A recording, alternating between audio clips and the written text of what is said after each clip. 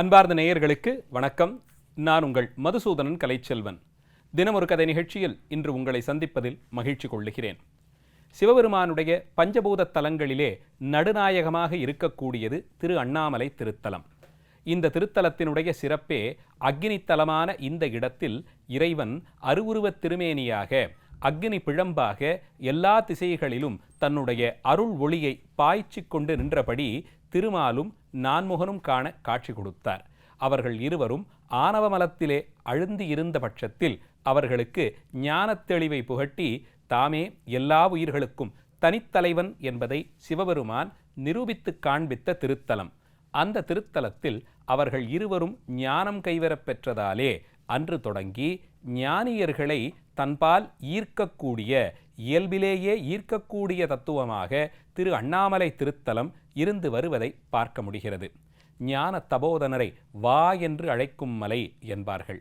அத்தகைய சிறப்புடைய திருவண்ணாமலை தலத்தில்தான் காலந்தோறும் எத்தனை சித்தர்கள் நல்ல ஞான நிலையிலே பரிபக்குவம் கூடியவர்கள் தங்கள் தன்மையை மறைத்து கொண்டு எப்போதும் அருணாச்சல பரம்பொருளினுடைய அருள்நிலையிலேயே தான் ஈடுபட்டு அவருடைய பெருங்கருணையை சிந்தித்தபடி கலங்கிய நிலையில் நின்றவர்கள் தங்களுடைய ஆசாபாசங்கள் பற்றுக்களை துறந்து திருவண்ணாமலை தலத்தை நாடி வந்து இந்த தலம்தான் நமக்கினி ஆதாரம் என்பதை உணர்ந்து கொண்டு அங்கேயே வாழ்ந்து சித்தியடைந்தவர்கள்.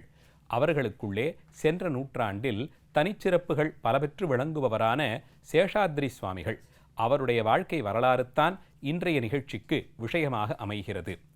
கச்சி ஏகம்பம் 5 பூதத்தலங்களிலே பிருத்விதலமாக அறியப்படும் திருத்தலம். அந்த திருத்தலத்திலே காமகோட்டமுடைய பெரிய நாச்சியாராக அன்னை காமாட்சியானவள் அறம் வளர்த்த நாயகியாக 32 தர்மங்களை அங்கிருந்து செய்து கொண்டு காஞ்சி ஏகாம்பரநாதரை குறித்து தவம் செய்தாள் என்ற புராணச் செய்தி எல்லோரும் அறிந்தது. அந்த அம்பிகைக்கு தகுந்த முறையிலே அவளுக்கே வாய்த்த ஆகமங்களின்படி பூசை செய்விக்க வேண்டி நியமிக்கப்பட்டிருந்த அந்தணர்கள் சிலர் குடும்பத்தினர் அந்த ஊரிலேயே வசித்து வந்தார்கள். அவளுக்கு நாள்தோறும் அகம்படி தொண்டு செய்யக்கூடியவர்களான இவர்கள் எத்தனை பாக்கியசாலிகள்! அந்த குலத்திலே தோன்றியவராகத்தான் சேஷாத்ரி சுவாமிகள் அறியப்படுகிறார். அவருடைய தந்தையாருடைய பெயர் வரதராஜ சாஸ்திரிகள், தாயார் மரகதம் அம்மையார். இவர்கள் இருவருக்கும் பலகாலம் குழந்தை வரம் இல்லாமல் இருக்க காமாட்சி தேவியிடம், அம்மா, உன்னை தொடர்ந்து பூசித்து வரும் பேச்சிற்காக வேண்டி எங்கள் வயிற்றிலே ஒரு பிள்ளையை நீ கொடுக்க வேண்டும். தொடர்ந்து வரக்கூடிய அந்த தொண்டை காலங்காலமாக நாங்கள் செய்து வருவதற்கு வம்சம் தழைக்கும்படியாய் அருள வேண்டும் என்று வேண்டி கேட்டுக்கொண்டார்கள்.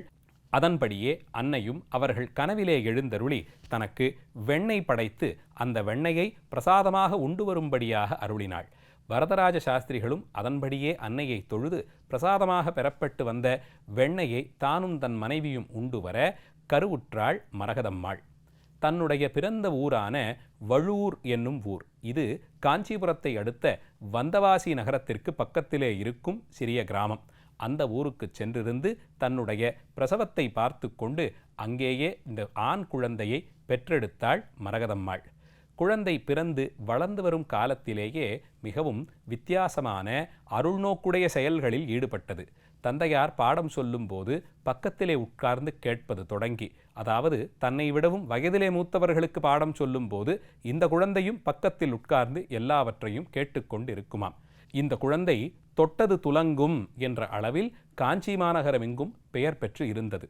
அதற்கு ஆதாரமாக ஒரு நிகழ்ச்சியும் சொல்லப்படுகிறது.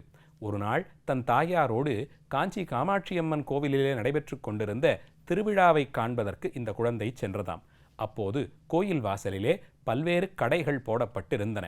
அதிலே இறைவனுடைய வடிவங்களை மண்பொம்மைகளாக செய்து விற்கக்கூடிய பொம்மை கடை ஒன்றை பார்த்த குழந்தை தனக்கு ஏதாவது அந்த பொம்மை வாங்க வேண்டும் என்று ஆசைப்பட்டதாம். குழந்தையின் ஆசைதானே என்று அன்னையும் அழைத்து செல்ல அந்த கடையிலே இருந்தவர் இந்த குழந்தையின் முகத்தில் இருந்த அருட்தன்மையை பார்த்து இந்த குழந்தைக்கு தான் பரிசாக ஏதாவது வழங்க வேண்டும் என்று ஆசைப்பட்டார். அதன்படி அந்த பொம்மை கடையிலே இருந்த கண்ணனுடைய பொம்மை ஒன்றை, கார்மேக வண்ணனாக கிருஷ்ணன் குழந்தை கண்ணனாக இருக்கக்கூடிய மண்பொம்மை ஒன்றை அன்பு பரிசாக கொடுத்தாராம் அந்த குழந்தைக்கு. சேஷாத்ரி சுவாமிகளும் அதை பெற்றுக்கொண்டு தன் அன்னையோடு கோயிலுக்குள் தரிசனம் செய்ய சென்றார். அப்போது சிறிது நேரத்திற்கெல்லாம் அந்த பொம்மைக்கடை வைத்திருந்த உரிமையாளர் ஓடி வந்து கோயிலுக்குள் இருந்த சேஷாத்ரி சுவாமிகளினுடைய கரங்களை பற்றி கொண்டு, இந்த கை தொட்டது துலங்கும், தங்க கை இது, இந்த கையினாலே இன்று நீ தொடங்கி வைத்த வியாபாரம் சில மணி நேரத்திற்கெல்லாம் கடையில் இருந்த அத்தனை பொம்மைகளும் தீர்ந்து விட்டன. அம்மா, உன்னுடைய குழந்தை கொண்டிருக்கக்கூடிய கை அதிர்ஷ்ட கை, இது தொட்டதெல்லாம் துலங்கும் என்று பாராட்டி மகிழ்ந்தாராம். இந்த சம்பவத்திற்கு பிறகுதான் சேஷாத்ரி சுவாமிகளினுடைய கைகள் தங்கக்கை என்றும் அவர் பெருத்த அதிர்ஷ்டங்கள் நிறைந்தவர் என்றும் நம்பப்பட்டது. இது இப்படி இருக்க, சிறுபிராயத்திலிருந்து இறை நம்பிக்கையோடு இறைவனிடம் அன்பு செய்யும் எண்ணத்தோடேயே வளர்ந்தார் சேஷாத்ரி சுவாமிகள். அவருக்கு நரசிம்ம சாஸ்திரிகள் என்ற பெயரிலே ஒரு தம்பியும் இருந்தார். இப்படி இருந்து வந்த வாழ்க்கையிலே சில மாற்றங்கள். தான் 14 வயது அடைந்திருந்த போது தன்னுடைய தந்தையை பறிகொடுத்தார். அதிலிருந்து சில காலத்திற்கெல்லாம் 17வது வயதிலே தன் தாயாரையும் பறிகொடுத்தார். தாயும் தந்தையும் இல்லாத அந்த வெறுமை சேஷாத்ரி சுவாமிகளை பெருமளவில் பாதித்திருக்க வேண்டும். அதனால்தான் காஞ்சிபுரத்தை விட்டு நீங்கி தன்னுடைய அத்தை மற்றும் மாமா வசிக்கக்கூடிய வழூருக்கே சென்று தங்கினார் என்று அறியப்படுகிறது. அங்கே தங்கியிருந்த காலத்தில் அந்த ஊரிலிருந்த ஆலயத்திற்கு சென்று பல மணி நேரங்கள் அங்கேயே தவத்தில் கிடப்பார் சேஷாத்ரி சுவாமிகள். தன்னுடைய அன்னையானவள் மரணப்படுக்கையில் இருந்தபோது, நீ அருணாச்சலத்திற்கு சென்று அங்கே இறைவனை தரிசித்து வர வேண்டும் என்று தன்னுடைய இறுதி ஆசையை வெளிப்படுத்தி இருந்தாள் மரகதம்மாள். இதை கேட்ட சேஷாத்ரி சுவாமிகள் மனதிலே அருணாச்சலம் என்ற சொல்லை யாரோ ஓங்கி அறைந்தது போலே உணர்ந்தார். அந்த பெயரை கேட்ட மாத்திரத்தில், இந்த இடத்தில்தான் நமக்கான விஷயம் தேங்கி இருக்கிறது, இந்த இடம்தான் நமக்கு புகலிடமாக இருக்கிறது, அந்த இடத்திற்கு சென்று அந்த தத்துவத்தோடு இரண்டர கலக்க வேண்டும் என்று எண்ணம் கொண்டார் சேஷாத்ரி சுவாமிகள். அத்தனை தூரம் அந்த திருநாமம் மட்டுமே அவர் மனதிற்குள் ஒருவித உத்வேகத்தை ஏற்படுத்தியது என்று பார்க்கிறோம். அத்தனை ஆசையோடு அருணாச்சல க்ஷேத்திரத்தை ஓடிச் சென்று பற்ற வேண்டும் என்று பாரித்தார் சேஷாத்ரி சுவாமிகள். அந்த தத்துவத்தோடு தான் என்று கலக்கப் போகிறோமோ என்று காத்திருந்தார். அந்த நிலையில்தான் இத்தனை சம்பவங்கள் வீட்டிலே. தன்னுடைய மாமா அத்தையினுடைய அன்பிலே வளர்ந்து வந்தாலும் அவருடைய மனமெல்லாம் இறைவனிடம்தான் இருந்தது. தன்னுடைய தந்தையாருக்கு சிரார்த்த நிகழ்ச்சி ஏற்பாடாகி இருந்ததை அறிந்தார். இருந்தாலும் அன்று கூட நான் வீட்டில் இருக்க முடியாது, நான் ஆலயத்திற்குத்தான் செல்லுவேன் என்று அவர் அடம் பிடிக்க, கோபப்பட்ட அவருடைய மாமன் அவரை வீட்டிலிருந்த ஒரு அறையினுள்ளே தள்ளி பூட்டி வைத்து விட்டார். இந்த அறையை விட்டு நீ எப்படி செல்கிறாய் என்று நான் பார்க்கிறேன். தாய் தந்தையருக்கு செய்ய வேண்டிய, ஆண்டிலே ஒரு நாள் செய்ய வேண்டிய இந்த கடனுக்கு கூட நீ இல்லாமல் கோயிலிலே சென்று போய் அமர்ந்து கொண்டு பைத்தியம் போலே நடந்து கொண்டால் ஊரில் இருப்பவர்களெல்லாம் உன்னை ஏச மாட்டார்களா? அந்த ஏச்சும் பேச்சும் எனக்கும் தானே வரும் என்று கடிந்து கொண்டார். சற்று நேரத்திற்கெல்லாம் பூட்டப்பட்ட அறையிலிருந்து எந்த ஒலியும் கேட்கவில்லை. இதனால் பதட்டமடைந்த உறவினர்கள் அந்த அறையினுடைய கதவுகளை திறந்து பார்த்தார்கள். அதற்கு முன்பு உள்ளே தள்ளி பூட்டப்பட்டிருந்த நிலையில் சேஷாத்ரி சுவாமிகள் அந்த அறையில் இல்லாமல் மறைந்து போனார். பார்த்த உறவினர்கள் எல்லோரும் பதறிப்போனார்கள். இது என்ன அதிசயம்? எல்லோரும் பார்க்க அறைக்குள் தள்ளி பூட்டப்பட்ட நிலையில் அந்த அறைக்கு ஒரு கதவுதான் இருக்கும் நிலையில் எதன் வழியே இவர் தப்பித்திருப்பார் என்று பதறினார்கள். ஊரில் இருந்த தெருக்களுக்கெல்லாம் ஓடிச் சென்று சேஷாத்ரி சுவாமிகளை தேடினார்கள். ஆனால் அவர் எங்கு சென்றார் என்று யாராலும் அறிந்து கொள்ள முடியவில்லை. சிலது நாட்கள் கழித்து காவேரிப்பாக்கம் என்ற அருகில் இருக்கக்கூடிய ஊருக்கு சென்ற உறவினர் தான் சேஷாத்ரி சுவாமிகளை அந்த ஊரில் இருந்த கோயில் குளக்கரையில் பார்த்ததாக தெரிவித்தார்கள்.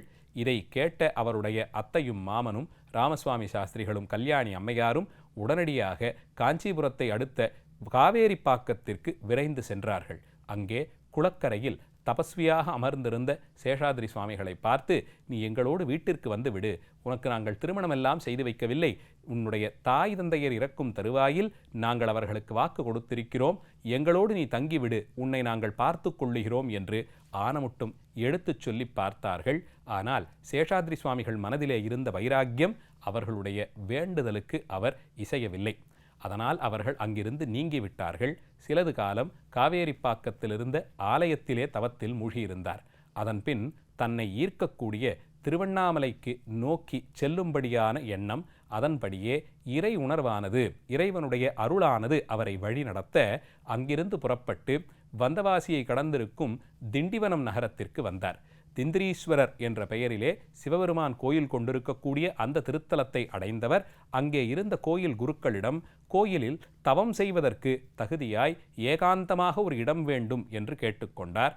அந்த குருக்களும் அங்கே யாகசாலை ஒன்றை காண்பித்து, வருடத்தில் 3-4 நாட்கள் தான் இங்கே யாகங்கள் நடக்கும், அந்த அறையை வேணுமானால் பயன்படுத்தி கொள்ளுங்கள் என்று சொன்னார். அந்த அறையை திறந்தவருக்குத்தான் பிறகு அதிர்ச்சி காத்திருந்தது. நான் உள்ளே சென்று கதவை பூட்டிக் கொள்ளுகிறேன், 4 மாதங்கள் கழித்து இந்த கதவை திறந்து பாருங்கள் என்று சேஷாதிரி சுவாமிகள் சொன்னார். அதன்படியே அவரும் உள்ளே சென்று கதவை பூட்டிக் கொள்ள, வெளியே இருந்த குருக்களுக்கு 4-5 நாள் கழித்தவுடன் ஒருவித பயம் ஏற்பட்டது.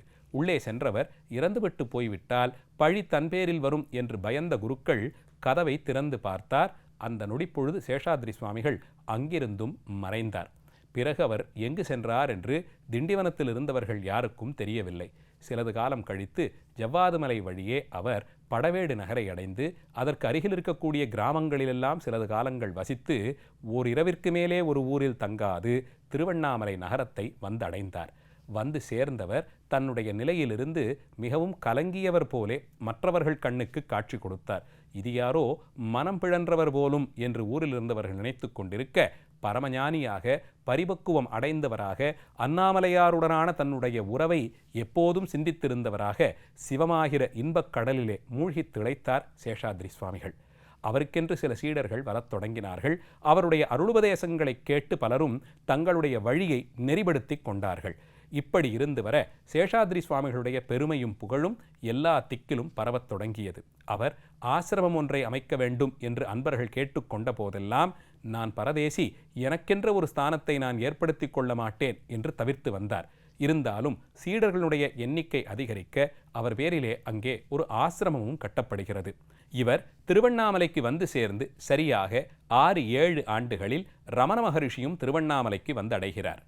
குழந்தை முருகனை அன்னை பார்வதியானவள் பார்த்து கொள்வது போலே முருகாம்சமாக கருதப்படும் ரமண மகரிஷியை உண்ணாமுலை அம்மனின் அருள் பெற்றவரான சேஷாதிரி சுவாமிகள் பார்த்து கொண்டார்.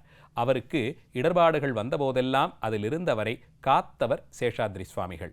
இப்படி பலகாலம் இருந்த அவர் தன்னுடைய சீடர்களுக்கு அருளுபதேசங்கள் வழங்கி கொண்டு, அண்ணாமலையை பற்றி கொள்ளுங்கள், மற்ற எந்த பற்றும் ஒரு நாள் நீர்த்து போகும், என்றும் விடாது நம்மை பற்றி கொள்ளுவன் பரம்பொருளான அருணாச்சல ஈஸ்வரன்தான் என்று திருவண்ணாமலை தத்துவத்தின் இரகசியத்தை சீடர்களுக்கு உபதேசம் செய்து கொண்டு அண்ணாமலையை தொழுவதே செயலாய் கொண்டு அந்த நகரத்திலேயே இருந்து 1900 ஆரம்பத்திலே சேஷாதிரி சுவாமிகள் ஒரு நாள் தன் சீடர்களுக்கெல்லாம் அறிவித்தபடியே பூத உடலை துறந்து அவர் உயிரானது அடிமுடி அறியவனாத அண்ணாமலை பெருமானுடைய திருவடி நிழலிலே இளைப்பாரச் சென்றது. அவருக்கு அந்த ஆசிரமத்திற்குள்ளேயே சமாதி கட்டி எழுப்பி இன்று வரையிலும் அடியார்கள் அங்கே சென்று தங்கள் மனக்குறைகளை அந்த சித்தபுருஷர் முன்பாக தெரிவிக்க, அதிலிருந்தவர்கள் விடைபெறக்கூடிய வழியை அறிந்து கொண்டு மனநிறைவோடு வருவதை பார்க்க முடிகிறது. சேஷாதிரி சுவாமிகளினுடைய வரவாலே திருவண்ணாமலை நகரத்தினுடைய பெருமை இன்னும் பலருக்கும் சென்று அடைய பல லட்சம் அடியவர்கள் இன்று வரையிலும் அந்த நகரத்திற்கு வந்து இறைவனையும் மலையாக வீற்றிருக்கும் இறைவனையும் அங்கே இருக்கக்கூடிய சித்த புருஷர்களையும் வணங்கிச் செல்கிறார்கள். சேஷாதிரி சுவாமிகளுடைய நினைவை இந்த அளவிலே நிறைவு செய்து இன்றைய நிகழ்ச்சியை முடிக்கிறேன். நாளைய தினம் மீண்டும் ஒரு கதையோடு உங்களை சந்திக்கிறேன். நன்றி, வணக்கம்.